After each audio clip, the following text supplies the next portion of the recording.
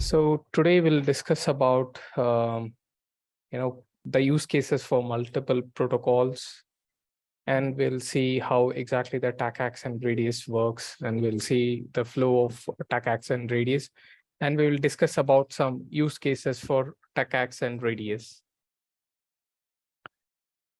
So let's get started with that.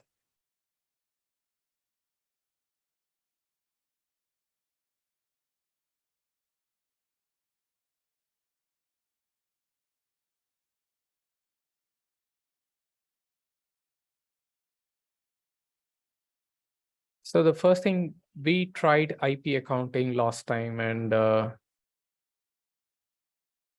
so when I made a research, actually, we can only do an accounting for the hardware packets. So the users can see the number of packets that's been sent and received in the Cisco iOS, and that is the whatever the traffic that is generated by the software, or it is, if it is generated by the iOS, that cannot be captured. So I'll give you a background about that.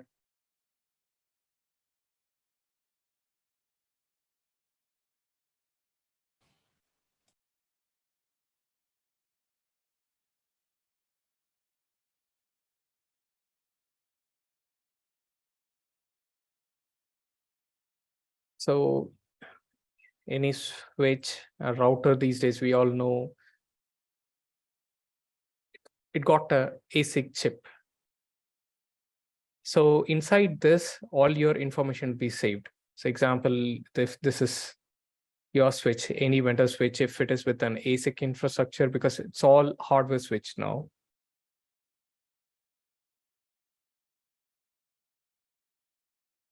So all your data plane traffic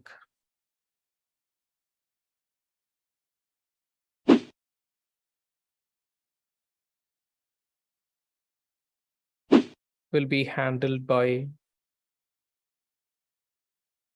ASIC chip. So along that, what are the informations you see inside the ASIC chip? So you got your FIB, your forwarding information base, and your TCAM table, your MAC address table.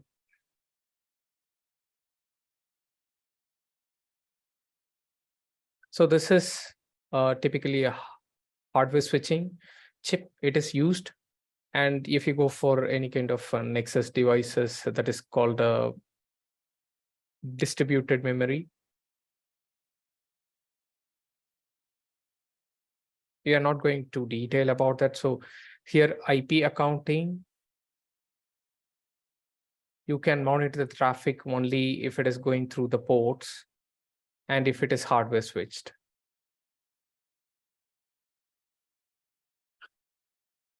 So in Cisco, there is a global command, IPsec.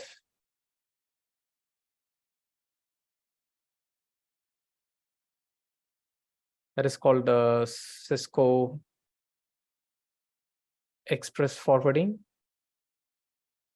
It's nothing. It is used to save your cache information.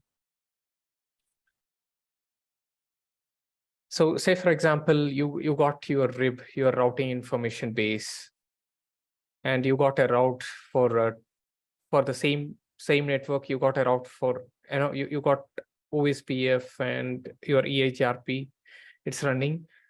So the routing table will always have the best route. So if I got the route for the same destination using OSPF and EIGRP, so it's going to prefer EIGRP. It's based on the administrative distance, and this particular information will be, it's being placed inside the routing information base.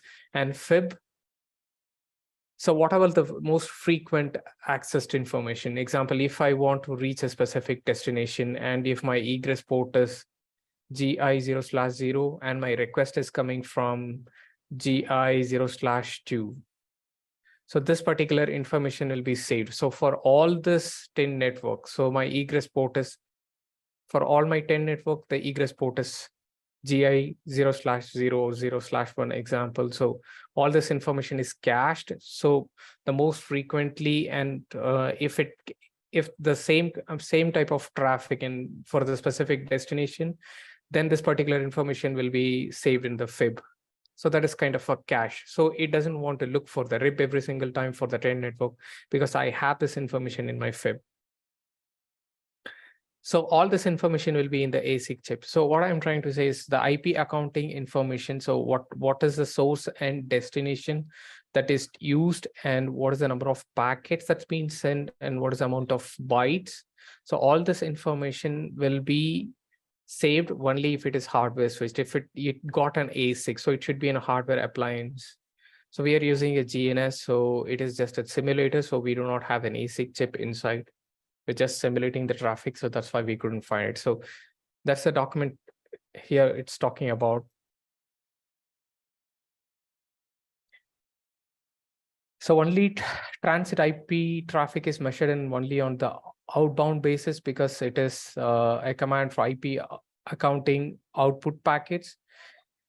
And the traffic generated by the software or terminating the software is not included in the accounting statistics. So it should be in hardware appliances to do that because we have to have an ASIC chip to do that.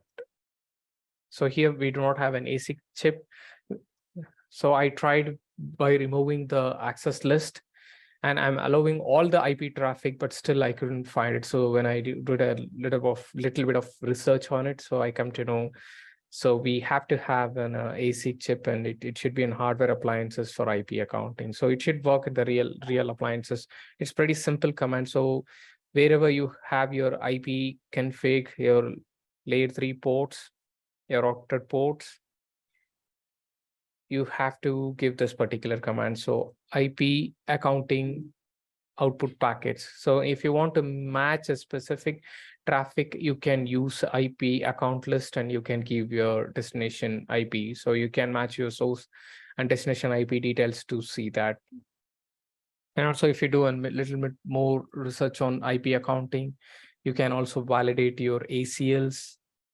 So is it how many hit counts you see in your ACLs, and is it your ACLs is being used? And if you're applying a specific access group for a particular interface, you can still log all this information here. So if you got your access group configured here, you can still log all your traffic using IP accounting. So you can go through the document and you can, play around with that. So that's about IP accounting. So you cannot get that in GNS. Hi, Imran. Yeah, we discussed, today we are discussing about TACACS, RADIUS, and the most used protocols and use cases. These are all the topics we are going to discuss today. And the next topic is the use cases. We'll jump into the use cases. So by looking into the capture, and if I see for LLDP, this is a layer 2 protocol. And what are the key informations I'll see inside the LLDP?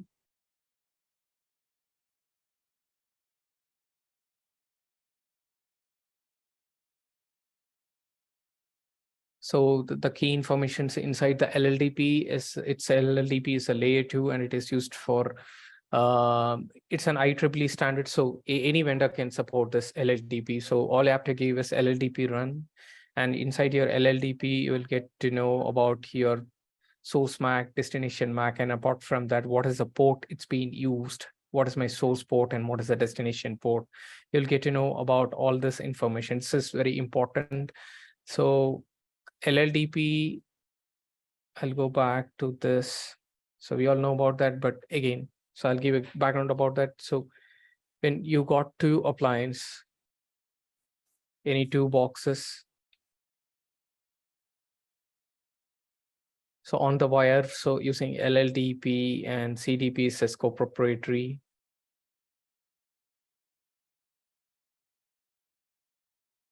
So in Cisco, in CDP, I have seen, we share the VTP information, VLAN trunking protocol, and we know about the source port, destination port.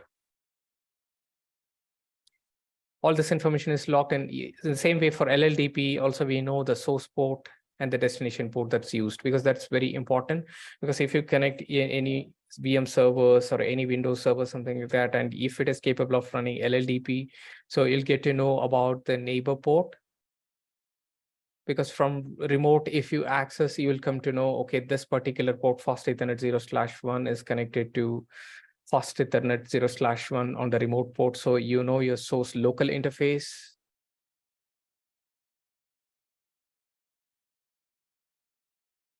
And your remote interface.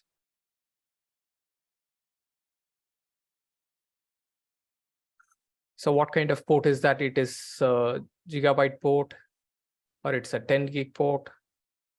So what kind of appliance is it? Is it a VMware, or it is a Windows machine? So I'll get to know about platform level information and where exactly I receive the MAC address for this particular port. So you'll get to know about all this information in LLDP. So it's link layer discovery protocol. So both end has to run the LLDP to get all this information. So this is very good when you work from remote. So you can build the topology and you can find what are the kind of config and what is the conflict you have with that.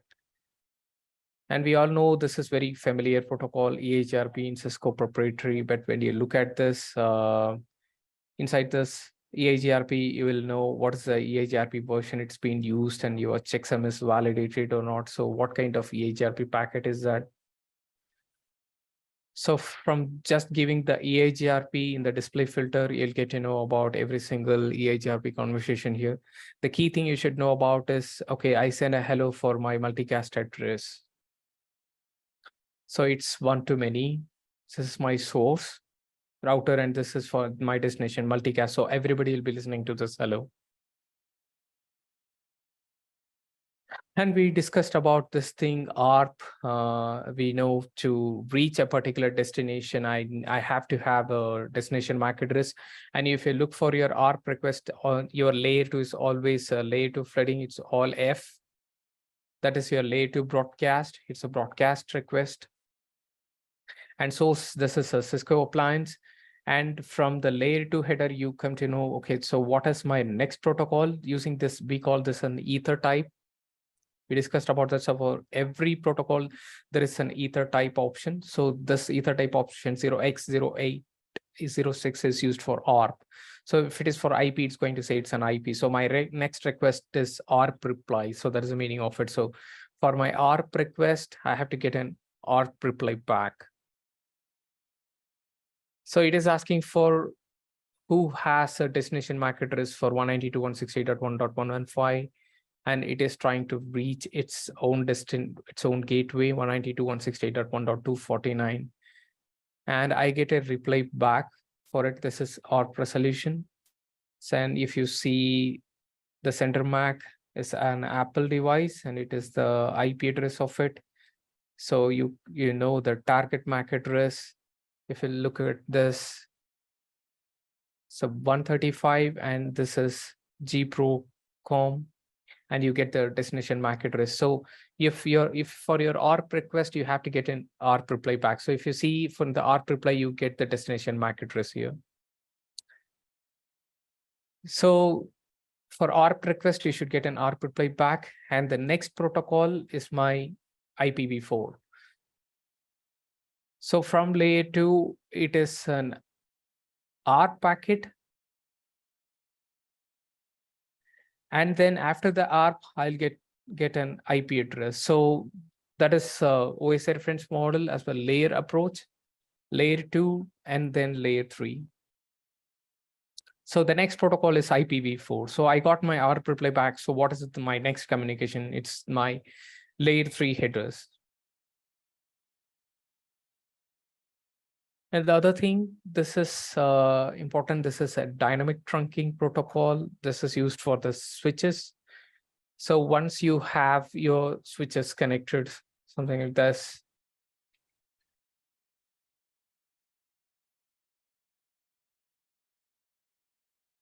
you got 2 switches. And if I configure this particular port as a trunk port,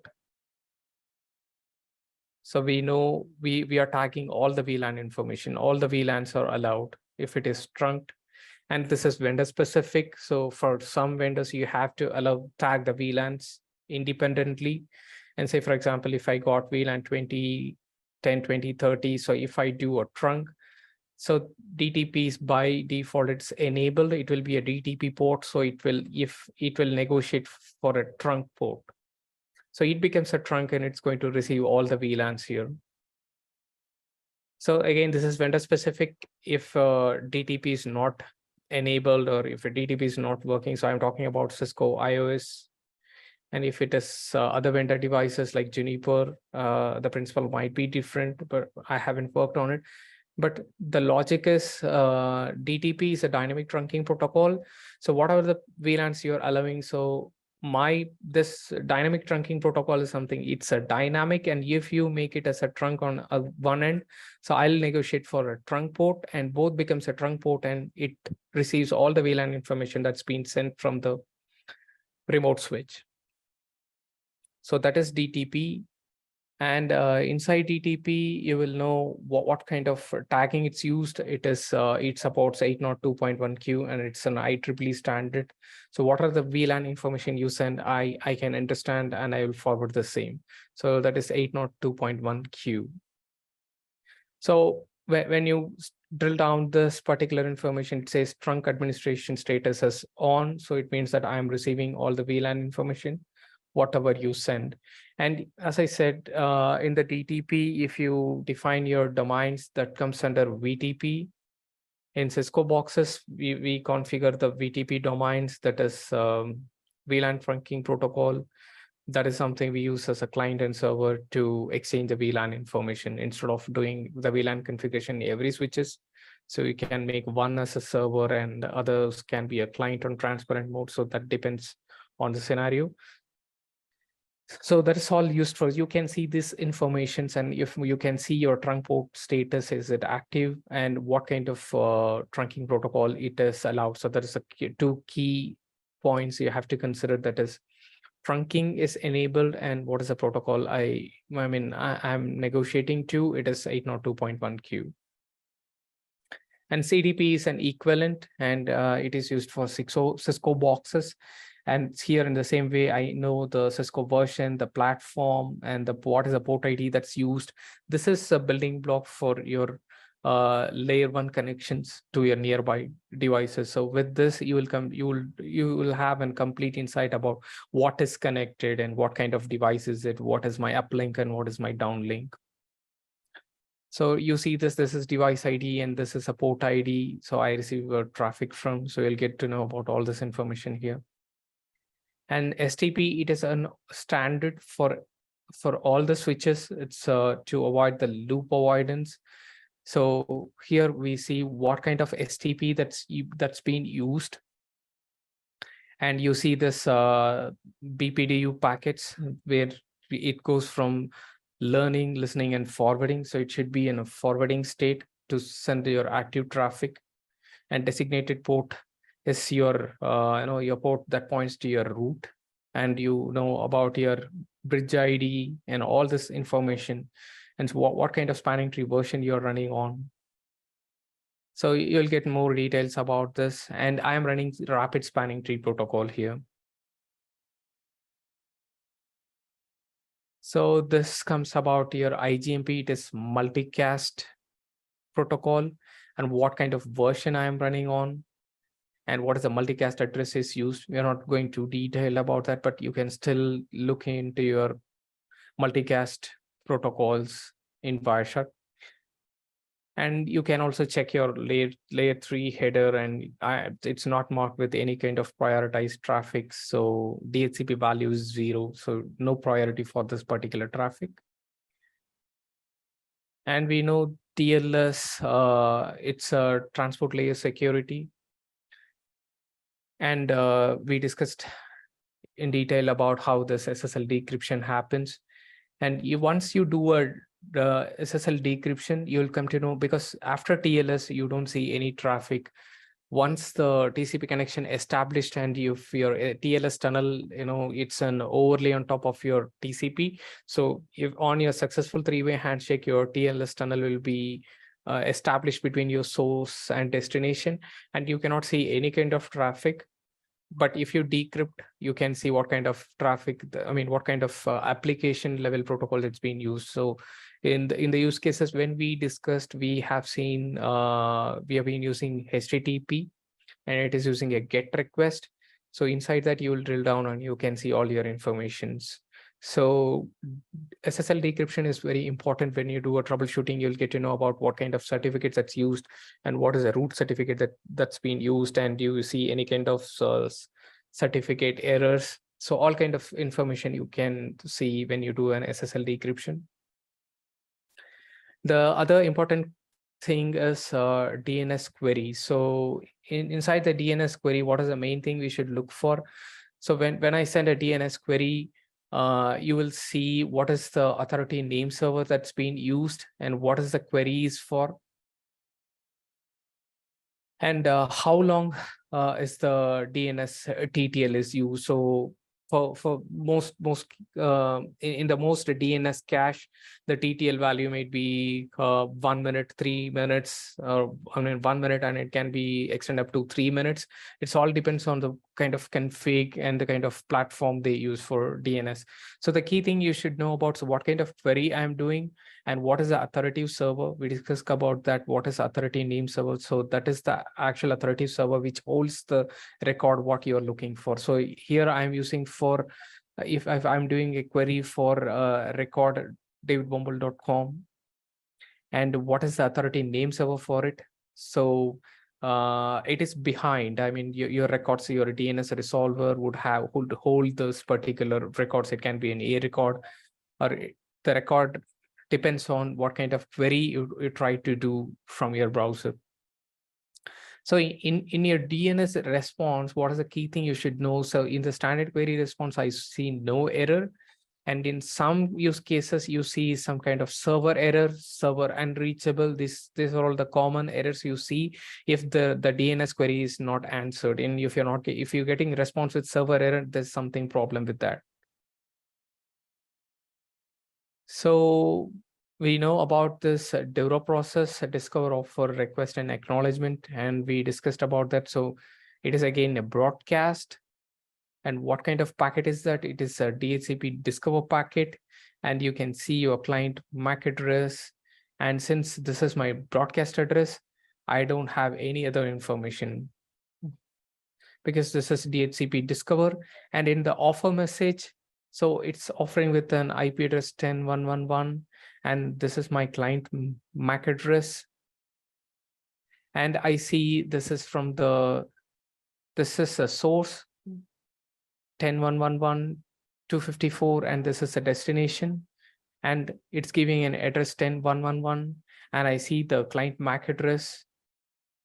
And so far here, my connection is not successful. So you see in the request message, I see more information. So my client IP address 10.1.1.1. So far, I didn't agree with all this information. In the final acknowledgement field, so I'll agree for all this IP parameters, whatever you send. So in some use cases, we use a boot reply and DHCP and boot reply both does the same job, and it is just a naming convention. So you can use DHCP as well as bootp. So both are for dynamic host configuration protocol. And we all know about this VRRP. So this is it's a hot standby protocol. So for example, if you have your router something like this, and you got your switch, and if you make a redundancy something like this, and you got your VLAN 20, and this is 20.0.0.2, and this is 20.0.0.1, and we got a VIP virtual IP address that points to both, and my VIP is 20.0.0.3. So here I have configured 20.0.0.4. So I do a static route, IP route for all 20 network. So I have to go to 20003. So that is my VIP. So what happens here, if this particular device goes down, 20001 still points to 20003 because that is my VIP. So from the user standpoint, if this is a PC, if I keep sending the packets, it will go like this. And if this particular goes down, it's still the packet will be, redirected back to this router because both points to the same VIP IP address. So when we configure preempt, that's something, if I want this particular device to be always an active virtual forwarder, your actual forwarder is this particular router 1, and you have to create a preempt. So it means that it kicks out the standby router and it will say, so I am the active when I'm come back, when I'm back, when I'm functional, and you should go back to your standby state because I have been configured with preempt. So this is a high level overview of VRRP, and you can see this information. You can see this particular information in the Wireshark, and you see now what is the virtual router ID that's being used. And it says default priority for a backup VRRP is 100. So your active should have an higher, the value should be higher than your default value. So here in this example, if I give a priority value something, if my priority is 120 and the default is 100. So this is my master and this is my slave. So you will see all this information inside. When you do a troubleshooting, you will go through your VRRP packets here. So if you're using any kind of authentication, you'll see that authentication should match on both devices to establish a successful VRRP, keep alive. And HSRP is an equivalent Cisco proprietary protocol. The mechanism is same, no difference. So you can also see this HSRP. You have to give a display filter HSRP for it. For VRRP, you have to give VRRP.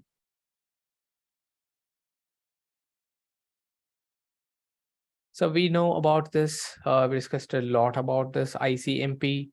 So for the ICMP echo request, I should get an ICMP echo reply.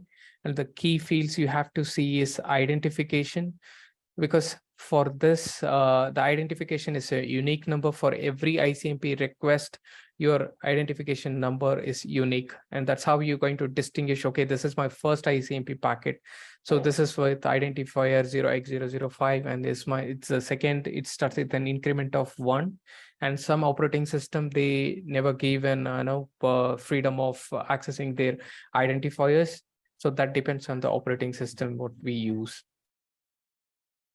And here, if we look at this is ether type. By looking into this ether type, you will say what kind of protocol is used. So we are using IPv6 here. And the ether type value for IPv6 is 0x86DD. So by looking into the ether type value, you should know what kind of protocol I'm using here. So now, if you see this particular screenshot, there are a lot of retransmission happening. It's between the server and the client, and the destination port is 80. So what we see from here is the source IP address 10005 sends a retransmission. So it is lost on the way to the internet, or maybe the acknowledgement was not sent back on time from the web servers.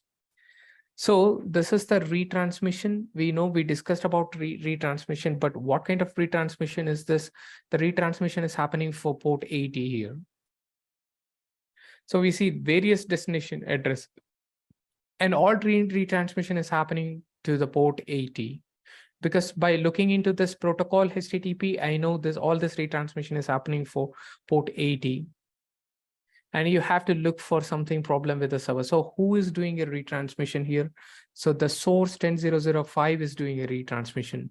So 10005 port sends a retransmission. The client is keep sending a retransmission. So all these servers are not reachable here. So this is obviously something wrong on the internet line. So this is how you can figure out, because I send the retransmission for multiple public IP address. So it means my internet is down. So this is the one thing you have to look at when you look for your retransmission. So who is sending a retransmission, and it is sending a retransmission to whom? So if you look at this, all this retransmission is between 10.90.30.12 and 10.1.1.200. So if all transmission to a single IP with a single TCP port number, it will be a slow application here. You can see this is an FTP connection. It's trying to establish a connection from the source IP 10.90.30.12. And also, if you go to your conversation filter, you'll see all kind of the conversation that's happening between source and destination. And if you limit to your display filter, you will come to know only the retransmission happening between the specific source and destination. So you have to make use of the conversation filter we discussed, and you can figure out why the retransmission is happening here. So in this particular use case, if you look at this, you can see there is a time interval. It's all started with the 406 microsecond, then it is 220 millisecond, and it is increasing to 656 millisecond. Then it jumps to 1 second. Then it becomes 2 seconds. Then after 4 seconds, after the 4 second, again, the packet has been sent from source to destination, and there is a successful connection establishment happening. So after five consecutive retransmission, my connection establishment happened. So there is something happened in my network in the middle. So this is a network issue. So we have to figure out where exactly the problem is with retransmission. Is it a problem with my internet, or it is a problem with my network congestion? So here there is a congestion. So there is a blip in the middle, and I got the connection back again. And we'll discuss about this IO graph. So if you go to the IO graph and if you apply for any filter, for example, here I am trying to filter only the TCP stream. So the command you have to give is tcp.stream equal to 64, and the type of style I want, it should be a line, and you can give a coloring rule for the same. And here I have given it's a color red, and you can see all your TCP streams with 64. I mean, TCP stream 64, I see with the red lines here. And what are the retransmission that's happening? So I am using a dots to see where exactly I see retransmissions in my communication. And this is my FTP download. And you can distinguish your retransmission. We'll do this in the Wireshark, we'll see that. So we all know that the duplicate acknowledgement is something that is the acknowledgement that's been lost in the middle. And the relative sequence number is something, instead of sending the whole conversation, one day I'm sending back the missed data. So the DUPAX is used for it. So it's a duplicate acknowledgement, because I have been acknowledged this before, but I'm still acknowledging because you're using a relative sequence number. That's something in the middle you lost, and I'm going to send this back. So it is requesting for the sequence number 1459337. So it sent it back again, 1459377. It sent it back. So in the TCP fast retransmission, if you drill down, if you see the sequence number, so it is requesting for the sequence number 1459337. So that's been sent again. So now my connection establishment happened now. So how do you distinguish your DUPAX and retransmission here? So again, you can use your coloring rule. You can use any coloring rule here. So tcp.analysis.retransmission, and if you give an impulse, so it's going to show an impulse symbol, something like this. So both are using the impulse symbol. It's something like a graph like a symbol here, and you can use the filter tcp.analysis.duplicate acknowledgement number to find it. So in this, you can use this in the Wireshark IO graph. And we discussed about this. So this is a query, and this is a query response, DNS query and query response, and it took 3 seconds. And it says in the query response, no such file. So this is an error message. So who is the authority name server? It is a.dns.tw. So there is no such file. There is no such record. And if you do a DNS, and if this particular port is closed, port number 53 is closed, so it is going to refuse your connection. So your DNS server refuses a request. So you can see that in your DNS query response. So your query is refused. So you have to check something with your server, why it is refusing. Is it the firewall is blocking or something else? Or maybe the DNS server is down. So if you look at your HTTP header, so if you do SSL decryption and if you look inside your HTTP header, and exactly you can see what kind of firewall that's blocking here, that's not applicable for everything. And in this particular use cases, we know there is a problem, a firewall that is blocking this traffic. So the service is unavailable because this particular port is blocked by the firewall here. And you can see this right away inside your HTTP header. And you can see the website blocked by NetScaler firewall.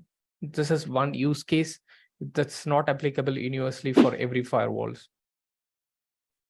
And we know this the file transfer or your shared drive, you can access your files through SMB. That is a protocol used. So here it says if you open up your SMB protocol and you can see this is an access denied message.